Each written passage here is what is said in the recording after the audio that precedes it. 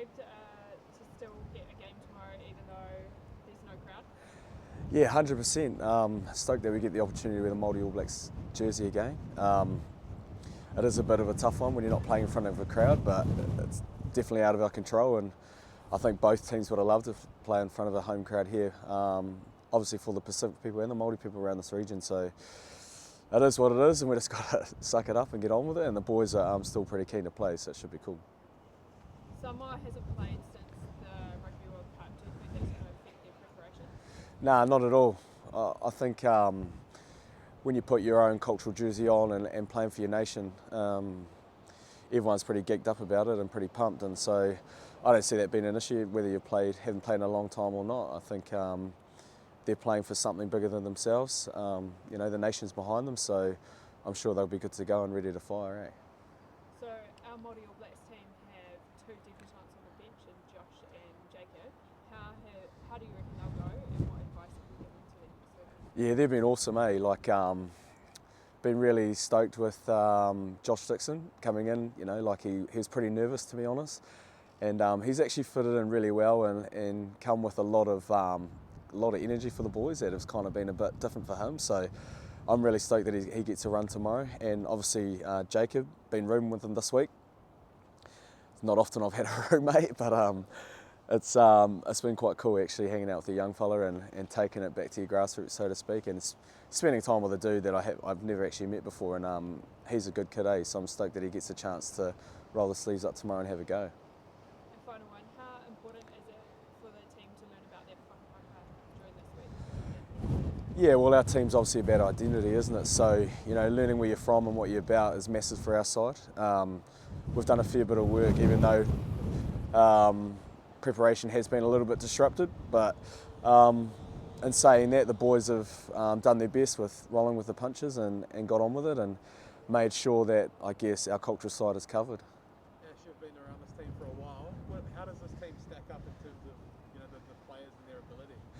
It's always hard to say, until you really play, but I think in terms of people, and I'm talking about good people, like we've got a heap of them. I think everyone in our group has contributed this week and put their best foot forward to play for the Māori All Blacks and represent their whānau and family really well. So for us, you know, we just got to go there tomorrow and play the football we know we can.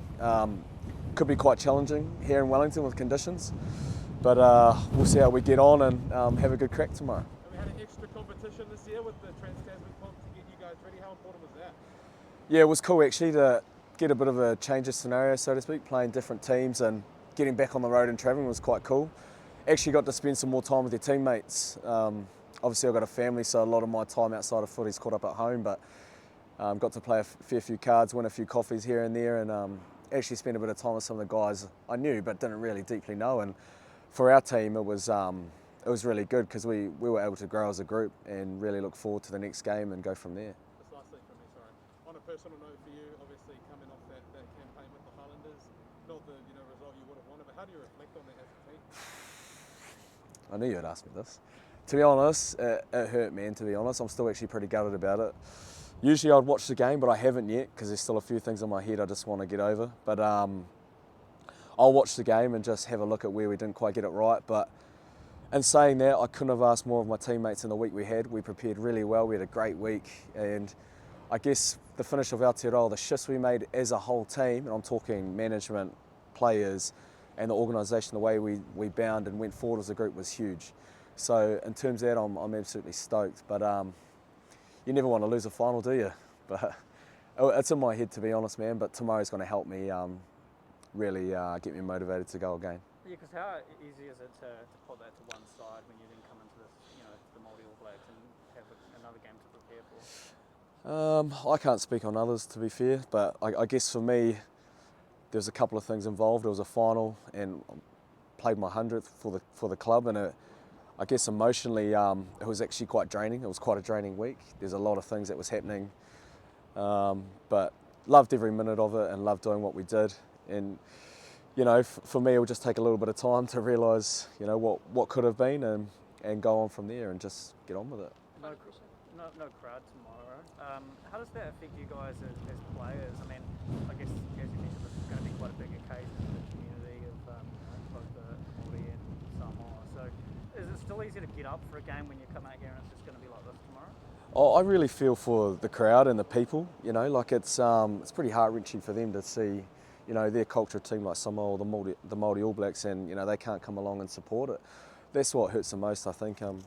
As players, you know, we're going to play no matter what and do what we can to play. And we have played without crowds before. It is what it is, and we know that's in the back of our minds that can happen. You know, with obviously the pandemic that's going on. So, like our job's to get out there and get on with it and put something on display that everyone's proud of and we can entertain. But it's actually the fans, the families, and the whānaus that can't enjoy it as much as we can. So that's, I think, the gut-wrenching thing, eh?